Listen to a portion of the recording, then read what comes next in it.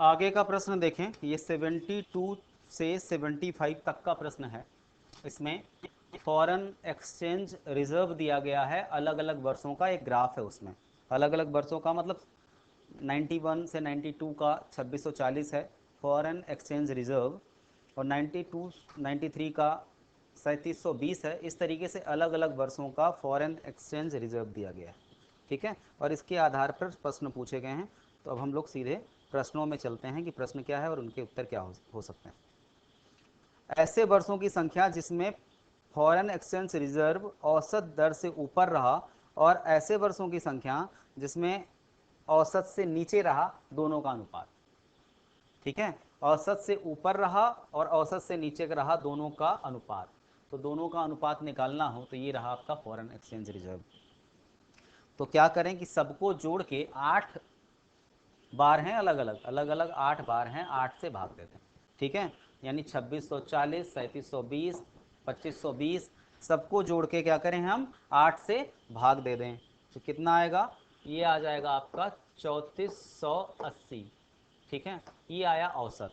औसत से कोई लेना देना नहीं है, प्रश्न कह रहा है कि औसत से जो ऊपर रहा, औसत से जो औसत से ऊपर रहा और औसत से नीचे रहा, उनका अनुपात ज्ञात करना है। तो औसत से ऊपर कहाँ कहाँ रहा है, आप देखें तो 92 93 में 3720 है, यानी 3400 से तो ऊपर है, ठीक है।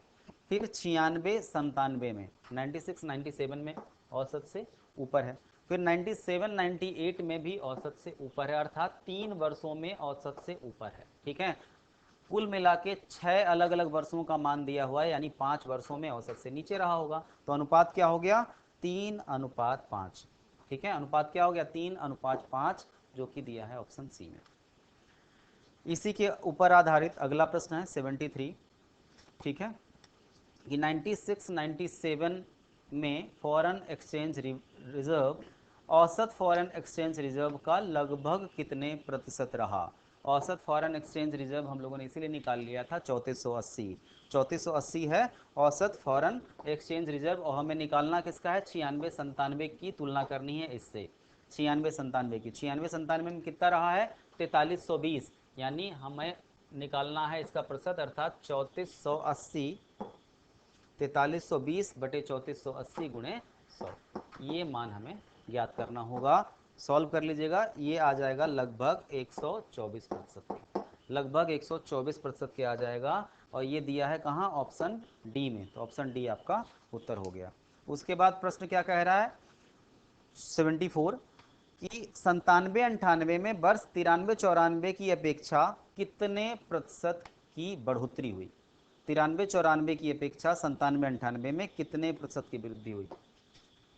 93 94 की अपेक्षा, तो 93 94 में आप देखें तो 2520 था, है ना। और 97 98 में ये 50 हो जाता है। कितना हो जाता है, जस्ट दुगना। देख रहे हैं आप, देखने से ही लग रहा है 2520 था और जस्ट डबल यानी 50 हो जाता है। अर्थात कितने प्रतिशत की वृद्धि हो गई, 100% की, 100% की वृद्धि हो गई। और 100% की वृद्धि ये किस में दिया हुआ है, हाँ तो ये 100% किस में दिया हुआ है, देखें हम तो 100% दिया है ऑप्शन ए में। तो ऑप्शन ए इसका सही उत्तर हो गया। 74 हो गया है। अगले प्रश्न पे आ जाते हैं 75।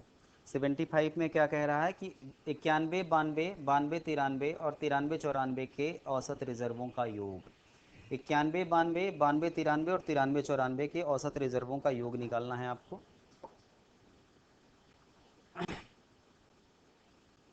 इसको पहले इरेज कर लेते हैं,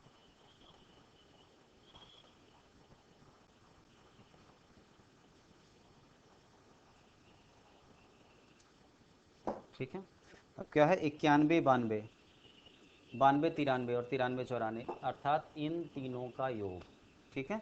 91 92 92 93 और 93 94, इन तीनों का योग आ जाएगा 8880, 8880, इन तीनों का योग। और 95 96 96 97 और 97 98, ठीक है। 95 96 96 97 और 97 98, इन तीनों का योग, इनका अनुपात निकालना है। इन तीनों का योग मतलब इनको जोड़ लें तो 0 0 0 0 हो गया, ठीक है। 4 2 6 और 2 8 हो गया, ठीक है। और फिर 0 और 3 3 और 1 4 हो गया, फिर 5 4 9 और 3 12 12 480।